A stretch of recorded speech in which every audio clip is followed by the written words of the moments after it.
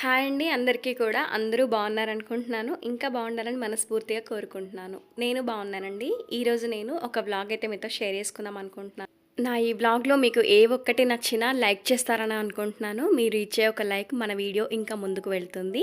కొత్తగా ఛానల్ చూస్తుంటే సబ్స్క్రైబ్ చేసుకొని డైలీ ఫాలో అవ్వండి. ఉదయాన్నే ఇంకా పూజా క్లీనింగ్స్ అన్నీ అయిపోయాయండి. రీసెంట్ డేస్‌లో నేను మిల్లెట్స్ వండే వీడియో పెట్టినప్పుడు ఒకసారి క్లియర్‌గా చూపించండి మీరు మిల్లెట్స్ ఎలా వండుతారు అని అడిగారనమాట ఒక సిస్టర్. అయితే మిల్లెట్స్‌లో చాలా రకాలు ఉంటాయి కదండీ. వరిగలు, కొర్రలు, సామలు, అరికలు ఇలాంటివన్నీ ఉంటాయి. అండు కొర్రలు ఇలా. నేను ఈరోజు కొర్రలు వండుతున్నాను అనమాట.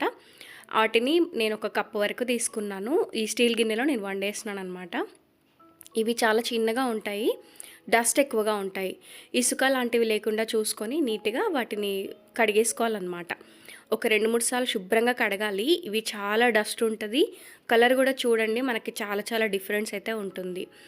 ఒక 2, 3 సార్లు అయితే శుభ్రంగా కడిగేసి ఇంకా వాటర్ వేసి ఉడికించేసుకోవడమే. కాసేపు నానబెట్టేసి చూడండి ఎంత డస్ట్ ఉందో అదంతా కూడా వెళ్ళిపోవాలన్నమాట. ఇప్పుడు నేను ఒక కప్పు కొర్రలు తీసుకున్నాను కదా, ఇక్కడ 2 కప్పుల పైన ఒక పావు కప్పు వరకు తీసుకున్నాను. ఈ కొలత అనేది అన్ని మిల్లెట్స్కి సెట్ అవ్వదు. ఇప్పుడు సామలు ఉంటాయి, అవి తొందరగా కుక్ అయిపోతాయి, అంటే మరీ పేస్టీగా అయిపోతాయి. అలా కొంచెం తక్కువగా వేసుకుంటూ సెట్ చేసుకోవాలన్నమాట. ఇంకా వాటిని నానబెట్టి పక్కన పెట్టాను కదా, ఇంక ఇక్కడ బ్రేక్ఫాస్ట్ కోసం లంచ్ కోసం అన్నీ కూడా ప్రిపరేషన్స్ చేస్తున్నాను. ఫస్ట్ అయితే టమాటా పప్పు అంటే మెంతికూర వేసి చేస్తున్నాను అనమాట. చాలా బాగుంటుంది. మిల్లెట్స్కి కూడా సూపర్ కాంబినేషన్. కందిపప్పు, చింతపండు 2 కూడా కడిగేసి అందులో ఒక ఉల్లిపాయ, టమాటా వేసుకున్నాను. మెంతికూరను కూడా కట్ చేసి శుభ్రంగా కడిగేసి వేసుకున్నాను అనమాట. అందులోనే కొంచెం పసుపు, కారము, ఉప్పు వేసుకున్నాను. పచ్చిమిర్చి వేస్తే చాలా బాగుంటుంది. కానీ స్కూల్లో పిల్లలకి లంచ్ బాక్స్ తినేటప్పుడు పచ్చిమిర్చి తీసే ఇబ్బంది ఉంటుంది అని చెప్పి వాళ్ళ కోసమని ఇలా ఎండుకారం వేసి చేశాను. ఏదో ఒకలాగా వాళ్ళు మెంతికూర పప్పు తింటే చాలు, అది ఏ కారం అయితే ఏంటి అని ఇలా చేసేసాను.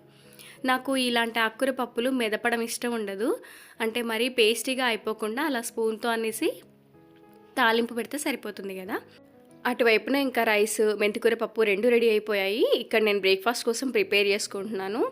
ఏమంటే ఇవాళ దోశలు వేస్తున్నాను, వాటి కోసమే అన్నీ రెడీగా పెట్టుకుంటున్నా. పిండి కూడా నైటే రుబ్బి పెట్టేసుకున్నాను. నేను ఈసారి మాత్రం నేను గ్రైండర్లో వేయలేదండి. ఇంకా కొంచెం సమ్మర్ వస్తుంది అంటే చాలు మనం పిండి క్వాంటిటీ అనేది ఏదైనా కూడా తగ్గించేసుకుంటాను అనమాట. ఎందుకంటే మనకి తొందరగా పులిసిపోవడము, తొందరగా పాడైపోవడము, మన వాతావరణంలో చాలా మార్పులు వస్తాయి కాబట్టి తక్కువ తక్కువ పిండిలే నానబెట్టుకుంటాను. ఇంకా టిఫిన్ దోస, చట్నీ అన్నీ కూడా రెడీ చేశాను కదా. ఇక్కడ మిల్లెట్స్ని అయితే స్టవ్ పైన పెట్టేశాను అనమాట. మనం ఒక కప్పు కొర్రలకి 2 కప్పుల వాటర్, అలాగే ఒక పావు కప్పు ఎక్స్ట్రాగా వేసుకొని ఉడికిస్తున్నాను. ఇక్కడ 20 నుంచి 30 నిమిషాల వరకు నానబెట్టానండి. మనం అలా నానబెడితేనే మిల్లెట్స్ అనేవి బాగా వస్తాయి అన్నమాట. ఇప్పుడు దగ్గరికి అంతా ఇంకిపోయి ఉంటాయి కదా వాటర్. అలా అయిన తర్వాత మూత పెట్టి కాసేపు ఇలా దమ్కి పెట్టినట్టుగా పెట్టి బంద్ చేసేస్తాను. వేడి మీద కాకుండా ఒక 5-10 నిమిషాలు సెట్ అయిన తర్వాత మనం తీస్తే అలా పొడపడలాడుతూ వస్తాయన్నమాట మిల్లెట్స్. అలాగే కింద ముగ్గుబండి అతను వచ్చాడనమాట. నేనేంటంటే తీసుకున్నప్పుడు ఒకేసారి ఒక 100-200 వరకు తీసేసుకుంటాను. మళ్ళీ మళ్ళీ వాళ్ళు వచ్చి పిలుస్తుంటారు. పొద్దున్నే వస్తారనమాట. నార్మల్ టైమ్స్లో రారు. పొద్దునేమో మనకు హడావిడి తెలుసుగా ఎలా ఉంటుందో. ఇంకా వాళ్ళని పంపించడము, లంచ్ బాక్స్లు హడావిడులు ఇలా ఉంటాయి. ఇంక ఈరోజు ఎలాగైనా సరే ఎంత పనున్నా ఇవి తీసుకోకుంటే కష్టం అన్నట్టుగా కిందికి దిగాను. అలాగే ముగ్గు, ఇలాంటి రంగు ప్యాకెట్స్, జాజు ఇవన్నీ కూడా తీసుకుంటున్నా. మామూలుగా అయితే ఒక గ్లాస్ 10 రూపీస్ అలా చెప్తారు ముగ్గు. మనం 50 రూపాయలది అంటే ఒక 5 గ్లాసులు అలా తీసుకుంటే ఒక గ్లాస్ ఎక్స్ట్రాగా ఇవ్వడం అలాంటివి చేస్తారు. రంగు ప్యాకెట్లు కూడా అంతే. మనం ఒక 5 తీసుకుంటే ఒకటి ఎక్స్ట్రా ఇవ్వడం అలాంటివి. ఇంక ఇలాంటి ముగ్గు, రంగులు ఇవన్నీ మనకు అవసరం కదా రోజు కూడా. అలా ఇంకా పిల్లల్ని అందరినీ కూడా బాక్స్లో అవి కట్టి పంపించేశానండి. లంచ్ కానీ బ్రేక్ఫాస్ట్ కానీ అన్నీ అయిపోయాయి. తర్వాత నేను మార్నింగ్ లేవగానే మిషన్ వేసేస్తాను. మీకు ఇంతకుముందు కూడా చూపించాను చాలాసార్లు మన మార్నింగ్ రొటీన్స్లో. నైట్ నేను మిషన్లో వేసి పెడతానన్నమాట.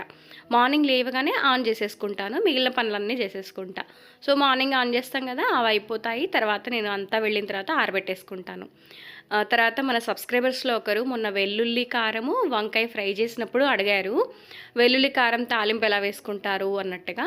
అయితే మిక్సీ జార్ తీసుకొని అందులో తగినంత కారము, ఉప్పు, వెల్లుల్లి తీసుకున్నానండి పొట్టుతో సహా. దీన్నంతా కూడా ఇలాగే గ్రైండ్ చేసుకోవాలి. ఇలా గ్రైండ్ అయింది కదా, దీన్ని మనం తాలింపు అయితే పెట్టుకోవాలి. ఒక చిన్ని కడాయి తీసుకొని అందులో తగినంత ఆయిల్ అయితే వేసుకున్నాను. మరీ ఎక్కువగా వేసుకోకూడదండి, మనకు చట్నీలా కాకూడదు, కాస్త పొడపొడలాడుతూ ఉండాలన్నమాట. అందుకని కాస్త తక్కువ నూనె, ఇంకా అందులో కొంచెం ఆవాలు, జీలకర్ర కూడా వేసుకుంటున్నాను. మీకు ఇంట్రెస్ట్ ఉంటే ఇక్కడ పల్లీలు, శనగపప్పు, మినపప్పు కూడా వేసుకోవచ్చు. నేనైతే ఓన్లీ ఇవి రెండు, అలాగే కరివేపాకు కూడా వేసుకుంటాను. ఇంకా కరివేపాకు వేసి కొంచెం అటు ఇటుగా కలిపి మనము ఫ్రై అయిపోయి వేగిపోయింది అనిపిస్తుంది కదా, ఆ టైంలో మనం స్టవ్ అనేది ఆపేసేయాలి. స్టవ్ ఆపిన తర్వాత మనం గ్రైండ్ చేసి పెట్టుకున్న కారం పొడి అంతా కూడా ఇందులో వేసేయాలి. ఇలా పెట్టుకున్నా పాడైపోదు ఉంటుంది, కాకపోతే మనకి ఇలా తాలింపు వేసుకుంటే టేస్ట్ అనేది బాగుంటుందన్నమాట. పూర్తిగా చల్లారిన తర్వాత ఒక డబ్బాలో వేసి స్టోర్ చేసి పెట్టుకుంటే ఎన్ని రోజులైనా పాడవదు. అలాగే మనకు నోరు టేస్ట్ లేకపోయినా, ఫీవర్ వచ్చిన తర్వాత, జలుబు చేసినా ఎంతో మంచిది వెల్లుల్లి కారం అనేది. ఇది చాలా సింపుల్ వే, అలాగే ఎవరైనా తినొచ్చు. కొంచెం వేడివేడి అన్నంలో నెయ్యి వేసుకొని కారం పొడి వేసుకున్నా బాగుంటుంది, దోశల పైన పెసరట్టు పైన చల్లుకున్నా బాగుంటుందండి. సో మీరు అడిగారని నేను మళ్ళీ అదొకసారి చూపించాను అనమాట. ఈలోగా అమెజాన్లో కొన్ని ఆర్డర్ అయితే పెట్టున్నవి వచ్చేసాయి. మొక్కల కోసం కొన్ని స్టాండ్స్ చిన్న చిన్న సైజువి తెప్పించండి. చూద్దాం అసలు ఇవి ఎలా వచ్చాయో, బాగాలేకపోతే పంపించేద్దాము అనుకున్నాను. బట్ పర్వాలేదు, బాగానే ఉన్నాయి. ఏమంటే ఎండలకి మొక్కలు పైన పాడైపోతున్నాయి కదా, కొన్నైనా కింద పెట్టుకుంటే ఉంటాయి అనే ఉద్దేశంతో వీటిని తెప్పించా. ఇది వచ్చేసి మనకి ప్యాక్ ఆఫ్ 4 అండి. మరి ఏమైనా మీకు కావాలి అనుకుంటే కింద డిస్క్రిప్షన్లో లింక్ ఇస్తాను, ఒకసారి అయితే చెక్అవుట్ చేయండి. అలాగే నేను కిచెన్ కోసం కూడా ఒకటి తీసుకున్నాను. మనకి ఇప్పుడు లెడ్ లైట్స్ ఉంటాయి కదండి, రోప్ లైట్స్ టైప్, అలాంటిదన్నమాట. మనకి నైట్ టైం అలా కొంచెం లైటింగ్ కోసం అని చెప్పి తెప్పించాను. ఒక 10 మీటర్స్ వరకు. చూడాలి ఇది నేను ఒకవేళ ఫిక్సింగ్ అది చేస్తే కనుక ఫుల్ వీడియో అయితే నేనేం పోస్ట్ చేయనండి, వీలైతే షార్ట్స్లో ఏమైనా పెడితే పెడతాను. ఇప్పటివరకు అయితే ఇంకా పెట్టలేదు. అలాగే ఇంకా వంట పని అంతా అయిపోయింది కదా, అందరూ వెళ్ళిపోయారు. మిక్సీ ఎప్పుడైతే నేను ఎక్కువగా వాడతానో అప్పుడు వెంటనే క్లీన్ చేసి పెట్టేసుకుంటానండి ఖాళీగా ఉన్నప్పుడే. అలాగే స్టవ్ అనేది మనం ఎప్పటికప్పుడు ఇలా క్లీన్ చేసి పెట్టుకుంటూ ఉంటే ఇంకా మనకు నెక్స్ట్ టైం వంట చేయాలన్నా, లేదంటే ఇలా ఖాళీ టైంలో ఏమైనా స్నాక్స్ చేయాలన్నా కొంచెం ఆ స్టవ్ నీట్గా ఉంటే ఇంకా వంట చేయాలి అని ఒక హోప్ అనేది వస్తుంటుంది.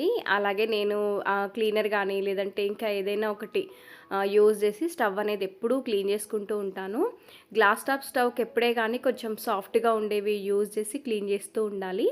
అలాగే నన్ను స్టవ్ మీద ఉన్న ముగ్గు గురించి కూడా అడుగుతున్నారండి, ఎలా వేశారు ఏంటి అనేది.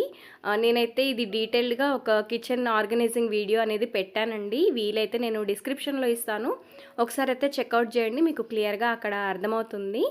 అలాగే నేను స్టవ్తో పాటు కబోర్డ్స్ కానీ లైనర్స్ కానీ అన్నీ కూడా క్లీన్ చేసేసుకుంటున్నా.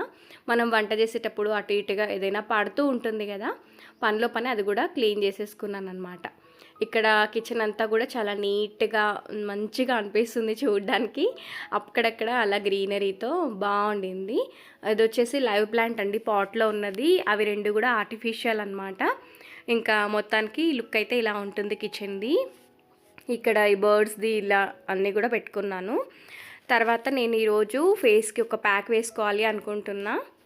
చాలా రోజుల నుంచి ఫేస్కి ఏదైనా చేసుకోవాలి అని అనుకోవడమే తప్పించి అవ్వట్లేదు. మన కోసం మనకంటూ కొంచెం టైం అయితే కేటాయించాలి కదండి. ఇంకా అందులోనూ మనము ఎక్కువగా బయటకైతే ఏం వెళ్ళము. ఇంకా వెళ్ళినప్పుడైనా ఇప్పుడు ఎండలు బాగా ఉంటున్నాయి కాబట్టి ఇంట్లో ఏదైనా రెమెడీ, మామూలుగా అయితే నేను శనగపిండి, బ్రూ కాఫీ పౌడర్ అలా కూడా ప్యాక్ అనేది వేసుకుంటూ ఉంటాను అప్పుడప్పుడు. ఇక్కడైతే ముల్తానీ మట్టి ఉండిందనమాట ఇంట్లో, అది కొంచెం కట్ చేసి బౌల్లో వేసుకున్నాను.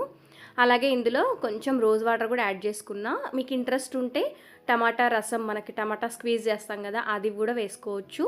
ఓన్లీ నేను ముల్తానీ మట్టి పౌడరు అలాగే అందులో రోజ్ వాటర్ అవి రెండే కలుపుకున్నా అనమాట.